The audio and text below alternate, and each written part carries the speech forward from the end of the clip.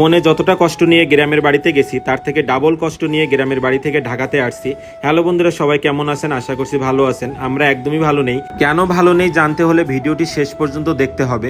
পাঁচদোনা থেকে গুলিস্তানের উদ্দেশ্যে রওনা দিলাম এবং গুলিস্তান থেকে টুঙ্গিপাড়া এক্সপ্রেস করে খুলনার উদ্দেশ্যে রওনা দিলাম। পদ্মা সেতুর ভিউটা তো আপনাদের সাথে শেয়ার না করলেই নয়। দেখেন পদ্মা সেতুর অসাধারণ ভিউ। এখন আমরা চলে আসছি ভাঙ্গা। এটি এশিয়া মহাদেশের সব থেকে বড় এক্সপ্রেসওয়ে। এই জায়গার সৌন্দর্যটা দক্ষিণবঙ্গের মানুষ জানে। আমাদের যাত্রা বিরতি দিয়েছে গোপালগঞ্জ। এখানে ছোলাটা অনেক টেস্টি, আপনারা চাইলে ট্রাই করতে পারেন। সোনামা সহজে সবাইকে আপন করে নিতে পারে। পাশের সিটে বসে থাকা দাদা বৌদির সাথে অনেকটা ভাব হয়েছে।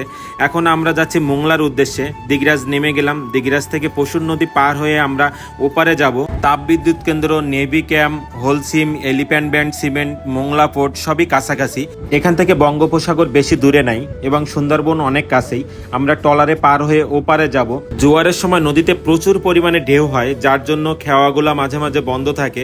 আমাদের যেতে যেতে বিকাল হয়ে গেছিল। তো বিকালের ভিউটা দেখেন, অসাধারণ ভিউ। মনে হচ্ছে মেঘের খুব কাছাকাছি চলে এসেছি। এখন আমরা একটা ভ্যান নিয়েছি, এটাতে করেই আমরা বাড়িতে পৌঁছাবো। আমরা তিনজনই অনেক ক্লান্ত হয়ে গেছি। গ্রামের রাস্তা কার না ভালো লাগে? দুই পাশে সবুজ গাছপালা, মাঝখান দিয়ে রাস্তা। এটা আমাদের একটা ভাইরাল প্লেস। বিকাল পড়লে অনেক মানুষ এখানে হাঁটাহাঁটি করে। আমরা চেয়েছিলাম অনেক ভিডিও করতে, কিন্তু সময়ের সাপেক্ষে আসলে ভিডিওগুলো করা হয়নি। দুই পাশে বিল, মাঝখান দিয়ে রাস্তা, সবুজ ঘেরা। এক অন্যরকম মনোমুগ্ধকর পরিবেশ, যে দেখবে তারই ভালো লাগবে। তো যেতে যেতে আমরা কিছু রাজহাঁসের দেখা পেলাম। এটা আমাদের গ্রামের ভিতরের রাস্তা, ছোট্ট একটা পথ। এটা দিয়েই মূলত আমরা বাড়িতে পৌঁছাবো। ইটের সোলিং এর রাস্তা, তাই একটু যেতে দেরি হচ্ছে। চলে আসলাম বাড়িতে এসে খুব কাজ করলাম, তার জন্য ভিডিও করা হয়নি। তৃতীয় দিন শুরু হলো শ্রাদ্ধের অনুষ্ঠান। পুরোহিত মশাইয়ের মন্ত্র পাঠ দিয়েই সম্পন্ন করা হচ্ছে শ্রাদ্ধের অনুষ্ঠানের কাজ।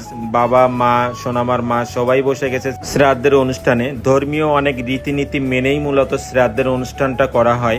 দাদু আজ আমাদের মাঝে নেই। বাজার থেকে মাছ চলে আসছে, মাছগুলা কেটে ভেজে রাখতে হবে। পাঙাশ মাছ, তেলাপিয়া মাছ। তারপর দিন শুরু হলো রান্না বান্না। আরো কয়েকটি ভিন্ন আইটেমের তরকারি রান্না করা হচ্ছে। 350 লোকের আয়োজন। আস্তে আস্তে আমাদের গ্রামের লোক, আমাদের আত্মীয় স্বজন সবাই আসতে শুরু করেছে। আমাদের হিন্দু ধর্মে অনেক রীতিনীতি মেনেই আসলে শ্রাদ্ধের অনুষ্ঠানগুলা করা হয়, যেটা আমাদের পূর্বপুরুষ থেকে চলে আসছে। এটাই আমাদের ধর্মের রীতি।